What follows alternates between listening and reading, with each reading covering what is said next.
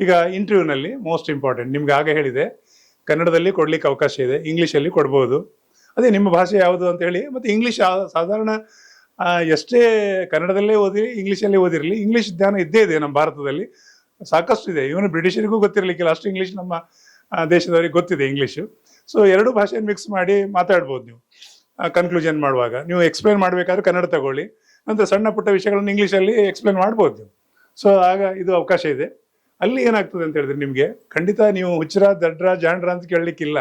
ನಿಮ್ಮ ವ್ಯಕ್ತಿತ್ವ ಏನು ತಿಳ್ಕೊಂಡಿದ್ದೀರಿ, ಅದಕ್ಕೆ ನಿಮ್ಮ ಹಾಬಿಯನ್ನು ಹಾಕಿದಾಗ ಆ ಹಾಬಿ ಬಗ್ಗೆ ಕೇಳಿದಾಗ ಅದ್ರ ಬಗ್ಗೆ ಎಷ್ಟೊತ್ತು ನಿಮಗೆ ನಿಜವಾಗ್ಲೂ ಎಷ್ಟು ಜ್ಞಾನ ಇದೆ ಅದನ್ನು ನೋಡ್ತಾರೆ. ಅದು ನಾನು ಪ್ರಥಮದಲ್ಲಿ ಹೇಳಿದ್ದೇನೆ, ಸಚಿನ್ ತೆಂಡೂಲ್ಕರ್ದು. ಯಾಕಂದರೆ ಕ್ರಿಕೆಟ್ ಬಗ್ಗೆ ಆಸಕ್ತಿ ಇದೆ ಅಂದರೆ ಅದ್ರ ಬಗ್ಗೆ ನೀವು ತಿಳ್ಕೊಂಡಿರ್ಬೇಕು, ಸುಮ್ಮನೆ ಬರೆಯೋದಲ್ಲ. ಸೊ ಸಂಗೀತದ ಬಗ್ಗೆ, ಸಂಗೀತದ ಪ್ರಕಾರಗಳು ಯಾವುದು, ದಕ್ಷಿಣಾದಿ ಸಂಗೀತ ಯಾವುದು, ಉತ್ತರಾದಿ ಸಂಗೀತ ಯಾವುದು, ಅದರಲ್ಲಿ ಲಘು ಗೀತೆ ಯಾವುದು, ಲೈಟ್ ಮ್ಯೂಸಿಕ್ ಅಂದರೆ ಯಾವುದು, ಅದು ಗೊತ್ತಿರಬೇಕಲ್ಲ. ಶಾಸ್ತ್ರೀಯ ಸಂಗೀತ ಯಾವುದು ಪ್ರಕಾರಗಳಿದೆ, ನೃತ್ಯ ಆದರೆ ನೃತ್ಯದಲ್ಲಿ ಯಾವ್ಯಾವ ಪ್ರಕಾರಗಳಿದೆ ಅದು ಗೊತ್ತಿರಬೇಕು. ಅಂದರೆ ನಿಮ್ಮ ಆಸಕ್ತಿ ವಿಷಯ ಇದ್ದರೆ ಅದನ್ನು ಡೆಪ್ತ್ ಆಗಿ ಗೊತ್ತಿರಬೇಕು ಅಂತ ಹೇಳಿ ಅಷ್ಟೇ.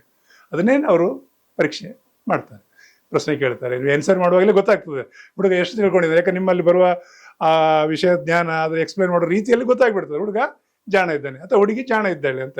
ಬೇಕಾಗಿದ್ದು ಅಷ್ಟೇ, ನೀವು ಹೆಡ್ರ ಜಾಣ್ರ ಅಂತ ಪ್ರಶ್ನೆ ಮಾಡ್ಲಿಕ್ಕೆ ಕೂತ್ಕೊಳ್ಳೋದಲ್ಲ. ಯಾಕಂದ್ರೆ ಪರೀಕ್ಷೆ ಬರೆದು ಪಾಸ್ ಆಗಿ ಬಂದಿದ್ದೀರಿ, ಹೆದರಿಸುವಂಥದ್ದು ಏನಿಲ್ಲ. ಅಲ್ಲಿ ಭಾಳ ಈಸಿ ಆಗಿದೆ.